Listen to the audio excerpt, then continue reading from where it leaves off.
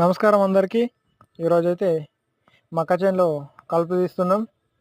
ఈ మక్కలు వేసుకొని అయితే ఇప్పటికీ 20 రోజులు అవుతుంది. ఈ మక్కల కన్నా ముందు గడ్డే పెరుగుతుంది. మొత్తం చూడండి, గడ్డి మాత్రం బాగా దారుణంగా ఉంది. మొత్తం తుంగనే ఉంది. ఈ తుంగ ఇటు వీకేతట పెరుగుతుంది, వేరే గడ్డి లేకుండా 2-3 రోజులలో మళ్ళీ సేమ్ అయిపోద్ది. చూసుకుంటేనేమో బాగుంది చేనులో.